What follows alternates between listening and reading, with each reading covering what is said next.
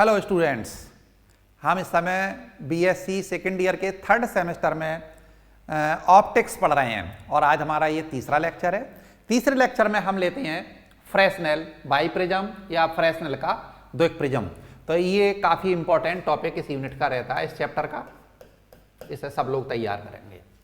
तो फ्रेस्नेल ने बाईप्रिज्म की सहायता से दो कोहेरेंट सोर्सेज प्राप्त करके व्यतिकरण फ्रिंजें प्राप्त की थी। अभी हमने पढ़ा था कोहेरेंट और इनकोहेरेंट सोर्सेज। तो इनकोहेरेंट सोर्सेज प्राप्त करने के लिए हमने मेथड कौन से देखे थे? यंग डबल स्लिट एक्सपेरिमेंट जो हम पढ़ चुके हैं, दूसरा फ्रेस्नेल बाईप्रिज्म और तीसरा लॉयड मिरर। और तीनों ही मेथड हमें यहाँ इस चैप्टर में पढ़ने हैं। इतना ही इस चैप्टर में है। देखिए होता क्या है फ्रेस्नेल बाईप्रिज्म, इसका कंस्ट्रक्शन क्या है। इसे बनाने के लिए एक गिलास प्लेट को इस प्रकार से घिसते हैं कि इसके दो कोण 1/2 डिग्री या 30 मिनट के हों और तीसरा कोण 179 डिग्री का हो।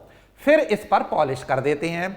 तो हमने देखिए ये हमने एक गिलास की प्लेट ले ली है और इसे इस तरीके से हमने घिसा है कि ये वाला एंगल 1/2 डिग्री का रह जाए, ये वाला एंगल 1/2 डिग्री का रह जाए और ये वाला एंगल जो है 179 डिग्री का हो जाए। तो जब इतना हो जाता है फिर इसके जो ये घिसे हुए हैं इन पर हम पॉलिश कर देते हैं, इन्हें स्मूथ कर देते हैं। तो देखिए बनने के बाद में ये हमारा प्रिज्म आता है बाईप्रिज्म। ये हमारे पास अल्फा से लिखते हैं 1/2 डिग्री या 30 मिनट हो गया। ये हमारा कहलाता है बेस प्रिज्म का और ये कहलाते हैं दोनों फेस प्रिज्म के। इसमें 1/2 डिग्री 1/2 डिग्री के दो एंगल हैं और तीसरा एंगल है 179 डिग्री का। तो इस तरीके से हम बाईप्रिज्म की फॉर्मेशन या कंस्ट्रक्शन पढ़ते हैं। अब नेक्स्ट हमारा इसी में आता है फ्रिंजें बनती कैसे हैं, फ्रिंजों का बनना। तो एक वर्णी प्रकाश स्रोत यानी मोनोक्रोमेटिक लाइट सोर्स को बाईप्रिज्म की कोर के ठीक सामने रख देते हैं। देखिए ये हमने यहां पर रख दिया है, बाईप्रिज्म की कोर है, यहां रख दिया हमने। इससे चलने वाली दो किरणें प्रिज्म के ऊपरी फेस पर पड़कर और विचलित होकर पर्दे के ए व बी बिंदुओं पर टकराती हैं। इन्हें एक काल्पनिक स्रोत S1 से आता हुआ मान सकते हैं। तो देखिए इसे हम इस तरीके से एक्सप्लेन करेंगे। देखिए हमने यहां पर रख दिया ये सोर्स और इस सोर्स को रखने के बाद में यहां से दो किरणें चल रही हैं हमारी और ऊपरी फेस पर टकराती हैं। एक किरण ये चली और दूसरी किरण हमारे पास ये चली। अब ये किरणें जब प्रिज्म से टकराएंगी तो टकराने के बाद ये किरणें क्या होंगी? डेविएट हो जाएंगी। ये किरण तो इस तरीके से चली गई और दूसरी जो किरण थी वो टकराने के बाद इस तरीके से चली गई। तो ये पर्दे के बिंदु ए और बी पर टकराती हैं। अगर इन किरणों को हम पीछे की ओर बढ़ाएं इस तरीके से तो ये लगेगा कि ये किरणें दोनों कहां से आ रही हैं? S1 से आती हुई प्रतीत हो रही हैं। चल S से रही थी लेकिन ऐसा लगता है ये दोनों किरणें S1 से आ रही हैं। तो इन पर हमने सिंगल एरो लगाया है, ये किरण 1 हमारी हो गई। अब इसी तरीके से S से चलने वाली दो किरणें पर्दे के नीचे वाले बिंदु पर टकराती हैं। इसे हम दूसरे कलर से लिए लेते हैं। ये हमारे पास एक किरण ये आई और दूसरी किरण ये आई। तो ये वाली किरण डेविएट होकर के इस तरीके से चली गई और C पॉइंट पर मिल गई। और इसी तरीके से ये वाली किरण है, ये वाली किरण इस तरीके से चली गई और ये हमारे D पॉइंट पर मिल गई। अगर हम इन्हें पीछे की ओर बढ़ाते हैं इस तरीके से तो ऐसा लगता है कि ये S1 से, ये S2 से आ रही है और ये वाली किरण कहां से आ रही थी? S1 से आ रही थी। तो हम देखें तो ये हमारा पास जो ग्रीन वाला क्षेत्र है इसे तो हम पूरा ग्रीन कर दें।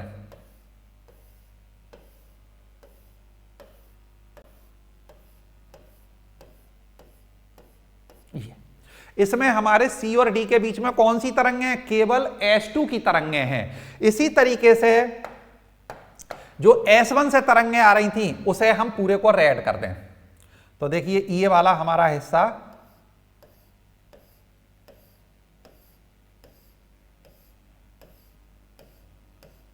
रेड हो गया।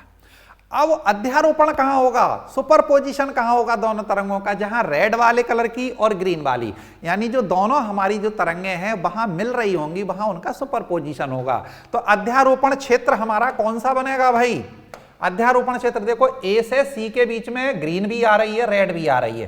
तो ये क्षेत्र कहलाता है हमारा अध्यारोपण क्षेत्र। ये वाला हिस्सा। ए और डी में कौन सी तरंगें आ रही हैं? केवल ग्रीन दिख रही हैं, तो S2 से आने वाली तरंगें हैं। बी और सी में केवल रेड वाली यानी S1 से आने वाली तरंगें हैं। तो यानी BC और AD भाग में कोई इंटरफेरेंस नहीं होगा, कोई फ्रिंज दिखाई नहीं देगी। फ्रिंजें केवल हमें A और C के बीच में दिखाई देंगी। अब हम क्या करेंगे? S1 और S2 के बीच की दूरी हम क्या लेते हैं? दोनों सोर्सों के बीच की दूरी 2D, और सोर्स से पर्दे तक की दूरी हम लेते हैं D।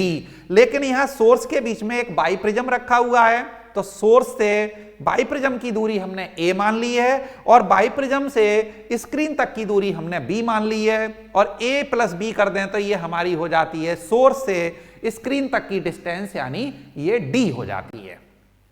तो यही हमने जितना बोला है ये सब इसमें लिखा हुआ है। तो एक बार पढ़े लेते हैं इसे। एक वर्णी प्रकाश स्रोत को बाईप्रिज्म की कोर के ठीक सामने रख देते हैं। कोर के सामने रख दिया है। इससे चलने वाली दो किरणें प्रिज्म के ऊपरी फेस पर पड़कर और विचलित होकर पर्दे के बिंदु A और B पर टकराती हैं। इन्हें एक काल्पनिक स्रोत S1 से आता हुआ मान सकते हैं। इसी प्रकार स्रोत S से दो किरणें प्रिज्म के निचले फेस पर पड़कर और विचलित होकर पर्दे के C और D बिंदुओं पर टकराती हैं। इन्हें काल्पनिक स्रोत S2 से आता हुआ मान सकते हैं। क्योंकि S1 और S2 एक ही स्रोत S से प्राप्त किए गए हैं, अतः दोनों कोहेरेंट होंगे। क्योंकि S स्रोत रखा था और ये S1 S2 क्या है? दोनों हमारे काल्पनिक स्रोत हैं। क्योंकि ये हमने माने हैं यहां पर कि S से चली थी, यहां मान लिया S1 से आ रही है, ये S2 से आ रही है, तो S1 S2 कैसे सोर्स हो गए? कोहेरेंट सोर्स हो गए, अतः दोनों कोहेरेंट होंगे। AD भाग में ये हमारे पास इतना हिस्सा है, AD भाग में केवल S2 की तरंगें हैं, जबकि BC भाग में केवल S1 की तरंगें हैं। अतः इन भागों में अध्यारोपण ना होने के कारण कोई फ्रिंज प्राप्त नहीं होती, जबकि AC भाग में दोनों स्रोतों का अध्यारोपण होने के कारण इस वाले क्षेत्र में दोनों तरंगें हैं होने के कारण व्यतिकरण फ्रिंजें प्राप्त हो जाती हैं। तो इस तरीके से फ्रेस्नेल बाईप्रिज्म से हमें फ्रिंजें प्राप्त होती हैं। अब क्वेश्चन क्या होता है? फ्रेस्नेल बाईप्रिज्म से क्या समझते हो? इसे कहते हैं फ्रेनेल का द्विक प्रिज्म, हिंदी में द्विक प्रिज्म कहलाता है, क्योंकि ये दो प्रिज्मों का योग है। एक तरीके से दो प्रिज्म इसमें दिखाई दे रहे हैं, देखिए ये इस तरीके से बनता है ये, तो ये दो प्रिज्म हो गए, इसीलिए इसे द्विक प्रिज्म कहते हैं। तो फ्रेनेल के द्विक प्रिज्म से क्या समझते हो? फ्रिंजों का बनना समझाइए। तो ये हम लिखेंगे फ्रिंजें कैसे बन रही हैं, इसे समझाएंगे। और फ्रिंज चौड़ाई के लिए व्यंजक प्राप्त कीजिए। तो देखो फ्रिंज चौड़ाई का व्यंजक क्या होगा? S1 S2 दो स्रोत हो गए, इनके बीच की दूरी 2D है, और सोर्स है पर्दे तक की दूरी कैपिटल D है। ये A है, ये B है, जहां D आएगा वहां A प्लस B लगा देंगे। तो इसका मतलब बिल्कुल सेम वही डेरिवेशन है जो हमने यंग डबल स्लिट एक्सपेरिमेंट में किया था, वही डेरिवेशन हम यहां भी ऐसे कैसी एस सच लिख देंगे। अब ये हमारा काम क्या करता है? तो फ्रेस्नेल बाईप्रिज्म से प्रकाश की वेवलेंथ ज्ञात कर सकते हैं। कोई अननोन लाइट है और उसकी वेवलेंथ हमें ज्ञात करनी है, तो हम उस जगह पर क्या करते हैं? फ्रेस्नेल बाईप्रिज्म का यूज करते हैं। तो फार्मूला हमारा x bar equal to D lambda upon 2d आ गया, और वेवलेंथ कितनी आएगी? लैम्डा बराबर 2d upon D into x bar. तो इसमें होता क्या है? ये किस तरीके से? देखिए ये हमारे पास होती है एक ऑप्टिकल बेंच, सबने देखी होगी प्रकाशिक बेंच, जिस पर लेंस लगाते थे हम 12th में, हमने एक्सपेरिमेंट किए थे, लेंस लगाते थे और दो पिन विधि, एक पिन विधि का हमने प्रैक्टिकल किया था, तो उस पर होल्डर में लगा करके उन्हें खिसकाते थे। तो वो क्या कहलाती है? ऑप्टिकल बेंच, प्रकाशिक बेंच। और इस पर सबसे पहले हम यहां पर क्या लगा देते हैं? एक सोडियम लैंप, सोडियम लैंप लगा दिया हमने। तो सोडियम लैंप क्यों लगाते हैं? क्योंकि इसकी लाइट कैसी होती है? मोनोक्रोमेटिक, एक वर्णीय होती है। तो यहां हमने एक सोडियम लैंप लगा दिया। इससे नेक्स्ट वाले पर हम क्या करते हैं भाई? यहां पर लगा देते हैं एक फ्रेस्नेल बाईप्रिज्म, ये यहां है, इसमें लगा देते हैं। और यहां पर लगा देते हैं हम एक स्क्रीन, और यहां लगी होती है आईपीस, जिसे कहते हैं हम नेत्रिका। ठीक। अब हम जो है ये हमारे पास स्केल लगा हुआ होता है, सबने देखी है, यहां पर पैमाना लगा हुआ होता है इस तरीके से, इस तरीके से स्केल होता है, 0 से लेकर के 100 तक गिनती होती है उसमें, स्केल जो मीटर पैमाना। तो डी का मान, डी क्या होगा, सोर्स से लेकर के स्क्रीन तक की डिस्टेंस क्या होगी, डी। क्या करेंगे हम, जहां सोर्स रखा है और जहां स्क्रीन रखी है यहां से बीच की दूरी पढ़ लेंगे तो वो डी हो जाएगी। तो डी का मान ऑप्टिकल बेंच पर लगे पैमाने से पढ़ लेते हैं। और एक्स बार का मान ज्ञात करने के लिए नेत्रिका के क्रॉस वायर को किसी एक फ्रिंज पे फोकस करके पर्दे पर लगे पैमाने पर पढ़ लेते हैं। अब यहां पर क्या लगी हुई है भाई, नेत्रिका लगी हुई है। नेत्रिका क्या होती है, देखो भाई, नेत्रिका ये लगी हुई है यहां पर, और यहां पर हम आंख लगाए बैठे होते हैं। तो हम क्या करते हैं, यहां पर हमें बहुत सारी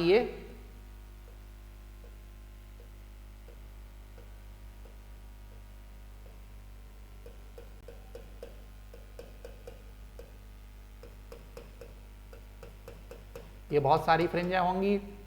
नेत्रिका नहीं देखी है, फिल्में देखी हैं आप लोगों ने, और फिल्मों में जब गन चलाई जाती है तो एक क्रॉस बन जाता है। तो गन में क्या लगी हुई होती है, एक नेत्रिका लगी होती है। नेत्रिका क्या होती है, जिसमें 2 या 2 से ज़्यादा लेंस लगे हुए हों, ऐसा डिवाइस क्या कहलाता है, आई पीस कहलाता है। तो हमने गन में देखी है, मेले से गन लाते हैं, उसमें दूरबीन लाते हैं, तो वो क्या होती है, आई पीस कहलाती है। एक तरीके से 2 लेंस लगे हुए होते हैं, एक आगे एक पीछे, एक नेत्र की तरफ होता है, एक जिधर देख रहे हैं उधर होता है, और उसमें जिसमें क्रॉस वायर लगी होती है वो हमने शूटर्स उसे यूज करते हैं गोली मारने के लिए, तो उसमें लगी हुई होती है। तो इसमें भी क्या है, एक क्रॉस वायर लगा होता है। अब हम करते क्या हैं, उस क्रॉस वायर को हम किसी एक, यहां पर जैसे हमने सेट किया तो ये रीडिंग हमने नोट कर ली, जो भी आए मिलीमीटर में नोट कर लेते हैं ऐसे, और फिर नेत्रिका को हम अगली फ्रिंज पर ले जाते हैं, यहां हमने नोट किया तो ये वाली दूरी नोट कर ली। इन दोनों का जो डिफरेंस आता है वो क्या बताएगा, एक फ्रिंज की चौड़ाई। तो हम फ्रिंज की चौड़ाई आसानी से यहां नोट कर लेते हैं। तो वही हमने लिखा है, एक्स बार का मान ज्ञात करने के लिए नेत्रिका के क्रॉस तार को किसी एक फ्रिंज पर फोकस करके पर्दे पर लगे पैमाने पर पढ़ लेते हैं। अब नेत्रिका को चलाकर इससे अगली फ्रिंज पर फोकस करके पुनः पैमाने पर इसकी स्थिति पढ़ लेते हैं। दोनों स्थितियों का अंतर ही एक्स बार का मान होगा। तो इस तरीके से हमारा एक्स बार भी पता लग गया। क्या क्या चीज पता लग गई, एक तो एक्स बार पता लग गया, एक डी पता लग गया। अब क्या बचा, केवल 2D। अगर 2D का मान और पता लग जाए तो हम इस फार्मूला में लगा करके वेवलेंथ, अननोन वेवलेंथ ज्ञात कर सकते हैं। तो हमें अब 2D ज्ञात कर ली है, और 2D ज्ञात करने के 2 मेथड होते हैं।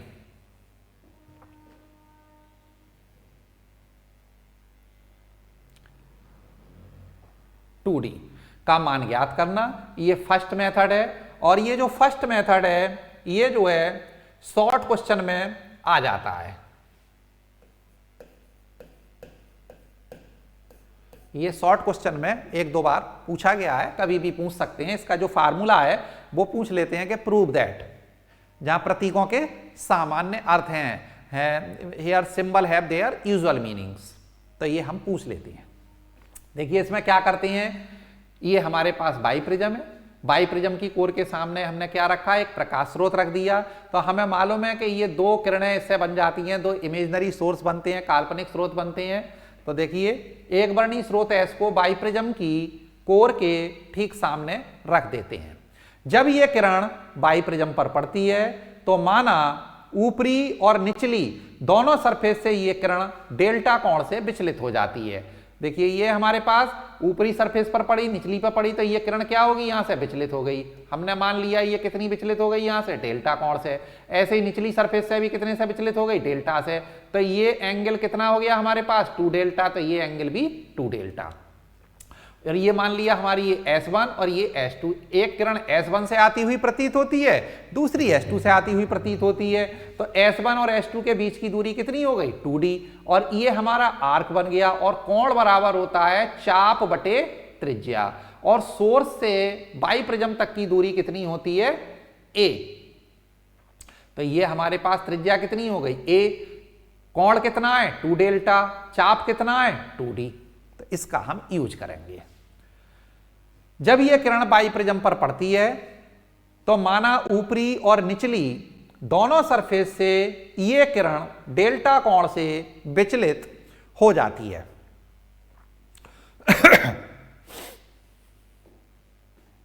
यदि प्रिज्म के पदार्थ का अपवर्तनांक म्यू है तथा बाइप्रिज्म का अपवर्तन कोण अल्फा है, तब ये हमने विचलन कोण एंगल ऑफ डेविएशन पढ़ा था 11th में या 12th में पढ़ा होगा, तो फार्मूला याद रखेंगे delta equal to mu minus 1 into alpha, जहां अल्फा क्या है हमारे पास प्रिज्म का कोण है, एंगल ऑफ प्रिज्म है, और डेल्टा क्या है एंगल ऑफ डेविएशन विचलन कोण है, जहां अल्फा को रेडियन में लिया गया है। अब बाइप्रिज्म की कोर को केंद्र मानकर ए त्रिज्या का एक चाप खींचा जो S1 व S2 से होकर जाता है, तब चित्र से कोण बराबर चाप बटे त्रिज्या, और कोण कितना है 2 डेल्टा, चाप कितना है 2d, त्रिज्या कितनी है a, तो 2 डेल्टा बराबर 2d अपॉन a। तो यहां से 2d बराबर हो जाएगा 2a डेल्टा, और डेल्टा की वैल्यू है हमारे पास म्यू माइनस 1 इंटू अल्फा, तो 2d बराबर 2a mu minus 1 into alpha. दिए गए बाइप्रिज्म के लिए म्यू और अल्फा, क्योंकि हमें मालूम है बाइप्रिज्म किस पदार्थ का बना है, तो उसका रिफ्रैक्टिव इंडेक्स यानी अपवर्तनांक हमें मालूम होता है, और अल्फा हमें मालूम होता है लगभग 1/2 डिग्री होता है, जो भी प्रिज्म है उसका अल्फा भी हमें मालूम होता है। और ए हमारे पास क्या है, पैमाने से माप लेते हैं भाई, ऑप्टिकल बेंच पर रखा होता है, ए हम वहां माप लेते हैं। तो दिए गए प्रिज्म के लिए म्यू और अल्फा ज्ञात होते हैं, ए का मान ऑप्टिकल बेंच पर लगे पैमाने से पढ़कर उपरोक्त सूत्र से 2d की गणना कर लेते हैं। और जब 2d भी ज्ञात हो गया तब हम क्या करते हैं भाई, ये हमारे पास एक फार्मूला है x बार d 2d, ये सब लगा करके वेवलेंथ जो अननोन लाइट है, जिसकी तरंगदैर्घ्य हमें नहीं मालूम है, जिसकी प्रॉपर्टीज हमें नहीं मालूम है, उसकी वेवलेंथ हम पता कर लेते हैं। ठीक है, अब इसका सेकंड मेथड और देखते हैं भाई। सेकंड मेथड ये है हमारे पास। सेकंड मेथड क्या है, जो 2 पिन विधि होती थी उसमें लेंस रखते थे, तो वही मेथड है ये। इसमें एक उत्तल लेंस को बाइप्रिज्म और पर्दे के बीच में रख देते हैं। उत्तल लेंस इस प्रकार लेते हैं कि f is less than d/4, ये कंडीशन याद रखेंगे। तो देखिए हम क्या कर रहे हैं, ये हमारे पास S1 S2 क्या है, एक वस्तु का काम कर रही है, ठीक है, और हमने ये बाइप्रिज्म रखा, ये लेंस हमने L1 रखा, ये हमारे पास लेंस L1 है। तो लेंस L1 है तो S1 से चलने वाली किरणें लेंस ये बाइप्रिज्म से जाती हैं, और बाइप्रिज्म से जाने के बाद ये लेंस से जाने के बाद ये किरण यहां पर, इसी तरीके से ये वाली किरण प्रतिबिंब कहां बनाएगी, ये इस तरीके से कुछ जाती है और इस तरीके से यहां इमेज बना देती है। तो ये सबके समझ में आ रहा होगा, इमेज दिख रही है। हमने मान लिया कि जो इमेज की लंबाई है वो कितनी है d1। सेकंड पोजीशन में अब हम लेंस को क्या करते हैं, इस समय पर स्थिति क्या थी हमारी, देखो भाई यहां पर वस्तु से लेंस तक की दूरी क्या लेते हैं हम u, और लेंस से प्रतिबिंब तक की दूरी किससे रिप्रेजेंट करते हैं, b से। अब हम क्या करते हैं, इस लेंस की सेकंड पोजीशन लेते हैं। सेकंड पोजीशन क्या होती है, जहां लेंस था वहां वस्तु उतनी दूरी पर, और जहां वस्तु थी उतनी दूरी पर हम क्या करते हैं, स्क्रीन रख देते हैं। तो सेकंड पोजीशन हम क्या करेंगे, लेंस हम ऐसी स्थिति में ले गए, ये L2 स्थिति में ले गए, और L2 में क्या है, जो U था वो B, जो B था वो U, यानी कि वस्तु से लेकर के लेंस तक की दूरी अब कितनी हो जाएगी, जो पहले प्रतिबिंब की दूरी थी, तो ये हमारे पास हो जाएगी अब B, और ये दूरी हो जाएगी हमारी, प्रतिबिंब बनेगा कितनी दूरी पर, U दूरी पर। अब हमने प्रतिबिंब जो बनाया, देखो प्रतिबिंब ये बनेगा, इस लेंस से बनेगा तो ये, और तो अब हमारे पास प्रतिबिंब कितना बना d2, प्रतिबिंब की ऊंचाई d2, और हमने आवर्धन का सूत्र पढ़ा है मैग्निफिकेशन का, I/O बराबर B/U। I क्या है, इमेज, अपॉन ऑब्जेक्ट, इमेज कितनी ऊंचाई का है ऑब्जेक्ट कितनी ऊंचाई का है, आई अपॉन ओ बराबर बी, यानी कि प्रतिबिंब की दूरी बटे वस्तु की दूरी। तो वही फार्मूला हम यहां लगाएंगे। तो ये फिगर सबकी समझ में आ गया होगा, ये 2 पिन मेथड हमने इंटर में 12th में प्रैक्टिकल किया था, वही है ये। चलिए देखते हैं। तो माना लेंस की एक स्थिति L1 में इमेज के बीच की दूरी D1 है। जब U और B इंटरचेंज करके लेंस को L2 स्थिति में रखा जाता है तो माना इमेज के बीच की दूरी D2 है। दोनों ही स्थिति में ऑब्जेक्ट की लंबाई 2D रहती है। अतः मैग्निफिकेशन के फार्मूला से m बराबर आई अपॉन ओ बराबर बी अपॉन यू, तो हम इतना फार्मूला यूज करेंगे। आई क्या है, पहली स्थिति में D1 है, इमेज की ऊंचाई कितनी थी, वस्तु जो सोर्स है यानी 2D, बी अपॉन यू। पहले वाली लेंस L1 की स्थिति में बी अपॉन यू। अब दूसरी स्थिति में क्या करते हैं, इमेज हमारा बन गया D2 का, लेकिन अभी भी वस्तु 2D है। अब B और U आपस में चेंज हो गए थे, तो B और U हमारे U अपॉन B हो जाएंगे। इन दोनों की मल्टीप्लाई कर दो इक्वेशन 1 और 2 की, तो D1 into D2 upon 4D square बराबर B upon you, U upon B। U से U कैंसिल, B से B कैंसिल, तो कितना आ गया हमारे पास 1। तो यहां से अगर हम देखें तो D1 D2 बराबर 4D स्क्वायर, और या हम कह सकते हैं 4D स्क्वायर का स्क्वायर ले लें, 2D बराबर अंडर रूट D1 D2। इस तरीके से ये हमारे पास आ जाएगा। तो 2D बराबर अंडर रूट D1 D2। अब हम D1 D2 कैसे मापें, तो हमारे पास तो नेत्रिका लगी हुई है, आई पीस लगी हुई है, तो नेत्रिका को इमेज पर फोकस करके पर्दे पर लगे पैमाने से D1 व D2 के मान ज्ञात कर लेते हैं और उपरोक्त सूत्र से 2D की गणना कर लेते हैं। D1 D2 हमने नेत्रिका से कर लिए। अब 2D कैपिटल D और x बार के मान समीकरण नंबर ऊपर जो रखी गई है, समीकरण लैम्डा बराबर 2D अपॉन D x बार में रखकर प्रकाश की तरंग दैर्ध्य ज्ञात कर लेते हैं। तो इस तरीके से हम वेवलेंथ का मान ज्ञात कर लेते हैं।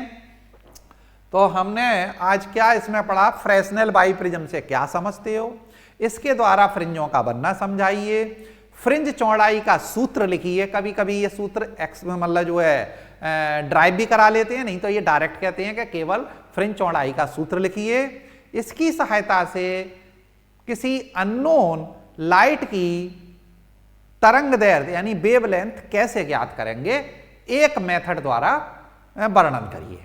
तो ये पूरा लॉन्ग क्वेश्चन आता है और इस यूनिट का अच्छा क्वेश्चन है, इस चैप्टर का ये आ सकता है, कभी भी अच्छे से तैयार करें। और अगर ये हमारा लेक्चर अच्छा लगा हो तो अपने फ्रेंड्स के साथ शेयर करें, चैनल को लाइक करें और कमेंट्स करें कैसा लगा। कमेंट्स भी जरूर कर दिया करो, हम इतनी मेहनत करते हैं तो उसमें कमेंट नीचे लिख दिया करो कि अच्छा लगा या कोई कमी रह गई उसमें, तो वो भी आप लोग लिख दिया करो। और अगर चैनल पर नए हैं तो चैनल सब्सक्राइब जरूर करें। और अगर कंप्लीट नोट्स लेना चाहते हैं तो केसी कोचिंग ऐप डाउनलोड करें, उसमें पेड कोर्स बहुत मामूली पैसे में हमने रख रखे हैं, नॉमिनल प्राइस हैं, जिससे कि गरीब बच्चों पर भी ज़्यादा असर ना पड़े। बहुत कम पैसे में हमने पेड कोर्सेज में पूरी बुक जो है उसमें रख रखी है, उसे भी आप लोग लेकर के और क्रम वाइज स्टडी कर सकते हैं। Thank you.